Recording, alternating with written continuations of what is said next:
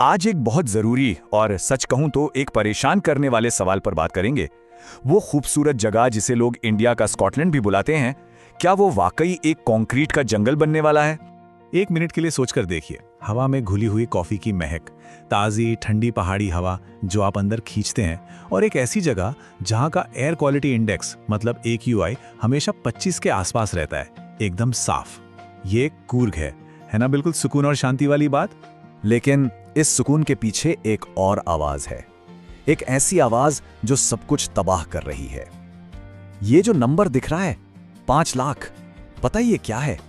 ये उन पेड़ों की गिनती है जो कूर्ग में सिर्फ पिछले 5 सालों में काट दिए गए। तो आखिर दांव पर लगा क्या है, चलिए समझते हैं। देखिए, कूर्ग सिर्फ एक घूमने फिरने की जगह, एक टूरिस्ट स्पॉट नहीं है। इसे भारत का ग्रीन डायमंड कहा जाता है।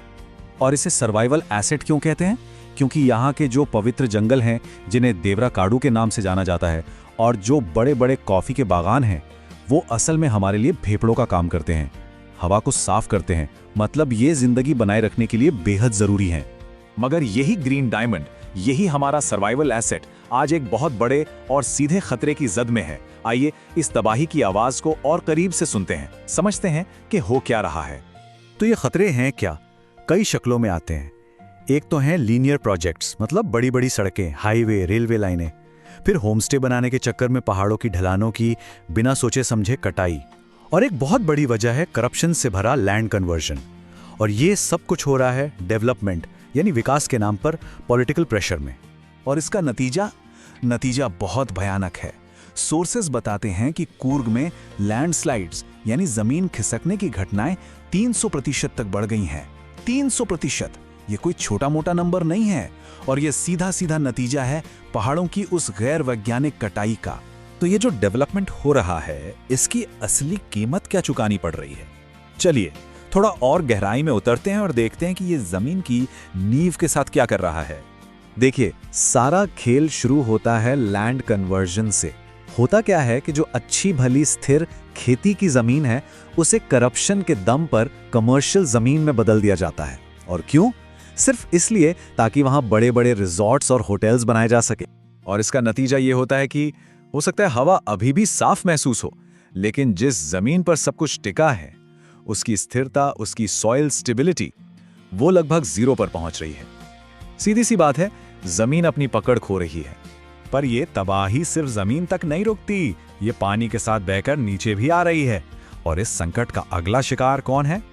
लाखों करोड़ों लोगों की जिंदगी, उनकी लाइफलाइन कावेरी नदी। और सच कहूं तो यही बात सबसे ज्यादा दिल तोड़ने वाली है। सोर्स मटेरियल में साफ लिखा है कि कावेरी का जन्म स्थान मर रहा है। कोई नदी मरती कैसे है? ये अचानक नहीं होता। ये एक धीमी दर्दनाक मौत होती है। पहला स्टेप, जहां से नदी को पानी मिलता है, उस पूरे कैचमेंट एरिया में अंधाधुंध पेड़ काटे जाते हैं। दूसरा स्टेप, प्रदूषण बढ़ता है और पहाड़ों की ढीली मिट्टी बह बहकर नदी में आने लगती है। और आखिरी स्टेप, नतीजा ये होता है कि जो नदी कभी पूरे साल बहती थी, अब वो बस एक बरसाती नदी बनकर रह जाती है। अच्छा, अब सवाल ये उठता है कि जो लोग कूर्ग से सैकड़ों किलोमीटर दूर रहते हैं, उन्हें इससे क्या फर्क पड़ता है? फर्क पड़ता है, बहुत बड़ा फर्क पड़ता है।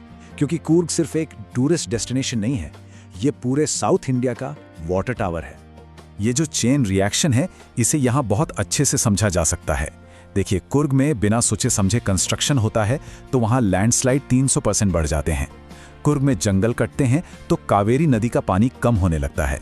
और जब कूर्ग की मिट्टी कमजोर होती है तो पूरे साउथ इंडिया की पानी की सप्लाई खतरे में पड़ जाती है। मतलब हर चीज एक दूसरे से जुड़ी हुई है। और सोचिए, अगर कावेरी नदी सूखने लगी तो क्या होगा? इसके नतीजे बहुत भयानक हो सकते हैं। ये वाटर वॉर तक की नौबत ला सकता है। मतलब पानी के लिए राज्यों के बीच एक बहुत बड़ा झगड़ा। तो सबसे बड़ी बात जो हमें समझनी है वो ये है कि कूर्ग को सिर्फ एक हिल स्टेशन की तरह देखना बंद करना होगा। ये एक वाटर टावर है, एक कुदरती सिस्टम जो करोड़ों लोगों की प्यास बुझाता है, और इसे धीरे धीरे गिराया जा रहा है। और यहीं पर हम पहुंचते हैं आज के सबसे आखिरी और सबसे अहम सवाल पर। वहां के लोग, वहां की कम्युनिटीज अपने जंगल और संस्कृति को बचाने के लिए लड़ रहे हैं, लेकिन उन पर प्रेशर बहुत ज्यादा है। तो ये सवाल सिर्फ उनका नहीं, हम सबका है। क्या हम अपने इस वाटर टावर को बचाएंगे या फिर बस चुपचाप खड़े होकर इसे ढहते हुए देखेंगे? Thanks for watching. Please like, share and subscribe for more. Jai Hind. Khuda Hafiz.